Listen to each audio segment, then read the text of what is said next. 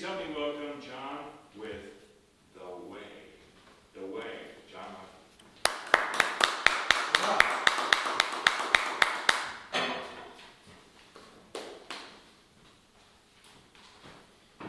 I'm on my third iteration of listening to The Art of Learning by Rodke. Anybody ever see the movie Searching for Bobby Fischer? Hear about that? Basically, his dad wrote a book about their journey with him starting as a very young child, going through the Chess Federation and up to the international tournament scene. While a spotlight was shown on this young prodigy of a child, and all of this pressure was heaped on him because he was going to be the next Bobby Fischer, the next giant American chess master in this very Eastern European, Soviet-controlled sport worldwide. And as a little kid, he had tremendous pressure put upon him. Went through his early 20s in the tournament scene and had just enormous amounts of stress, enormous amounts of change, and enormous amounts of just social change, social input, trying to find the right words. He had so much going on, and then he shifted. And then he became a Tai Chi push hands champion. Oh, really? International. Really? He became an international surfer. Top level performer in 3 very different sports. Oh. And he's trying to figure out how we got there. So this book is about the art of learning, how he learned to adapt from one professional, high caliber level to another. Interesting. And the biggest takeaway, I think, from this is he just realized that you need to be nice to yourself. You need to give yourself space to recharge. Times when you are not turning into 11 on the 1 to 10 scale. And by doing that, you're able to learn again. You're able to heal. You're able to take on that beginner mindset. Right now, with this 3rd iteration through the book, he has just started learning Tai Chi. John, you practice Tai Chi? A little bit. Does anybody else practice Tai Chi? John doesn't want to. Cool. The idea with Tai Chi, as far as I understand, I've taken one course on it, is you're trying to redirect energy and just flow. And with Tai Chi push hands, you have 2 competitors where they are locked toe to toe, and if you move your foot, you lose the match.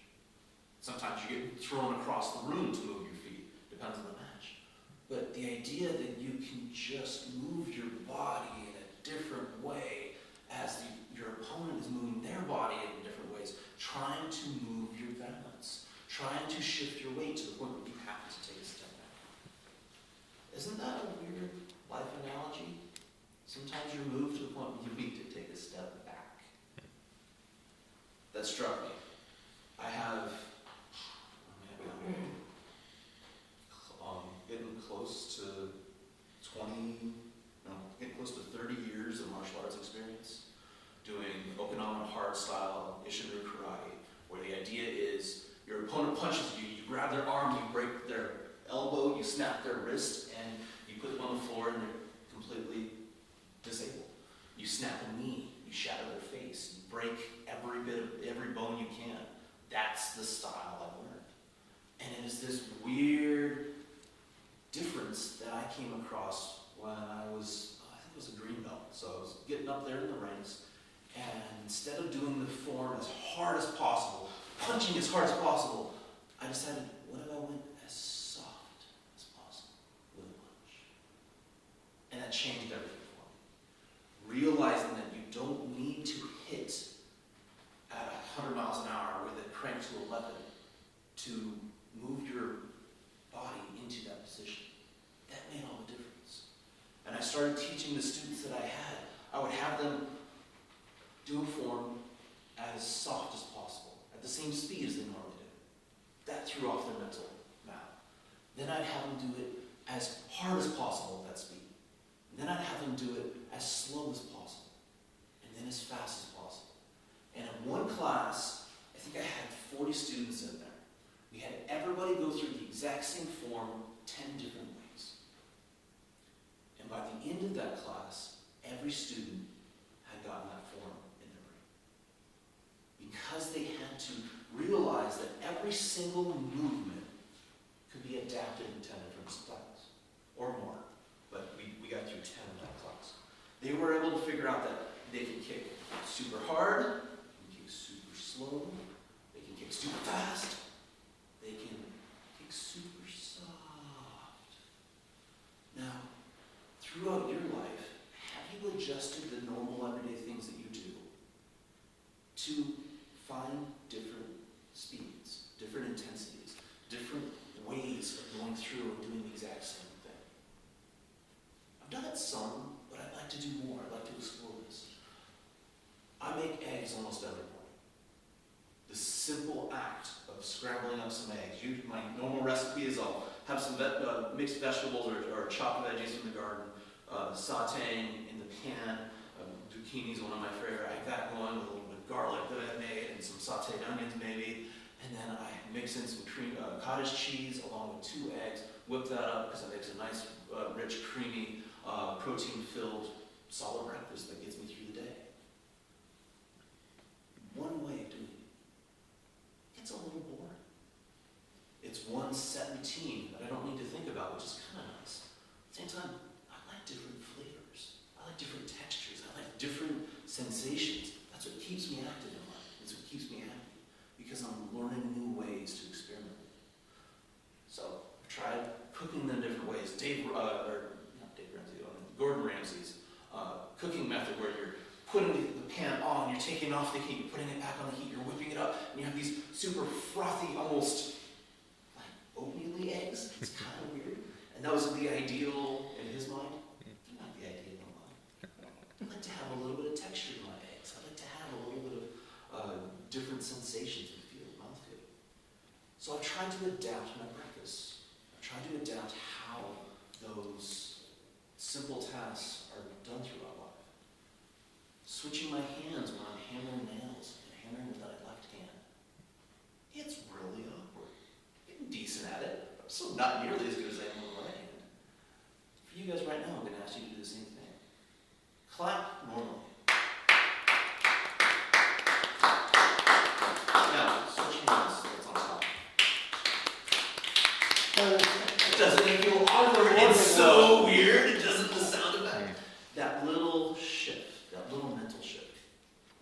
That's what my brain was pondering this morning on the way to Toastmasters. How do you adjust to change in life? How do you adjust to these crazy dynamic events that we're getting bombarded with the media, or just your crazy life changes when something happens to you, something that you didn't have control over? How do you adjust? If you practice, oftentimes you're better at things, right? You don't pretend to jump into a song that you've never played before, never played the instrument, and be able to belt out an amazing melody, right, John? So you have to practice things to become better at them. Do we practice adapting to change? Not usually, right? We usually get in our groove, we find our niche, we like the way we like it, and that's where we stay. Occasionally, we'll throw on a different seasoning to make a meal taste a little different. But we're cooking the same stuff. We're in our careers. We find a way that works. Maybe it's the way we've been taught. Maybe it's just the way we came up with it. But we do it the exact same way. Unless some extreme change goes, oh yeah, you can do it differently. It's going to be way easier. But do we consciously change it? Do we consciously take the time to adjust a little bit, try out and experiment things? And most of the time, the experiment probably isn't going to be as perfect as your initial way. It's probably going to be different, but there are times where it will be better. There are times where that change will improve your life. But at least for me, I feel like I'm stuck in such a groove so often that I don't like to step out of that groove. It's awkward. It's uncomfortable. It's clapping with my left hand on top. So what I'm working on is trying to adapt to changes.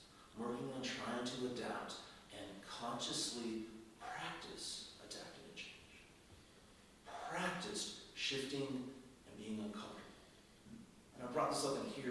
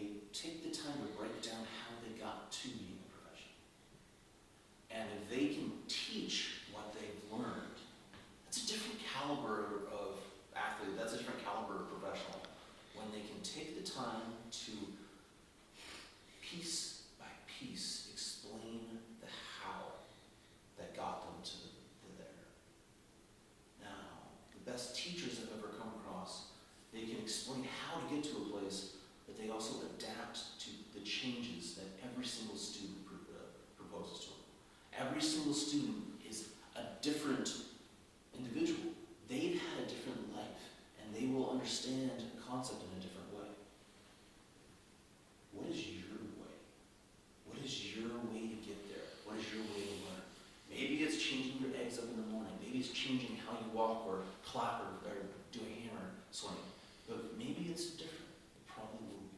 I encourage you, find your way, adapt to change by practicing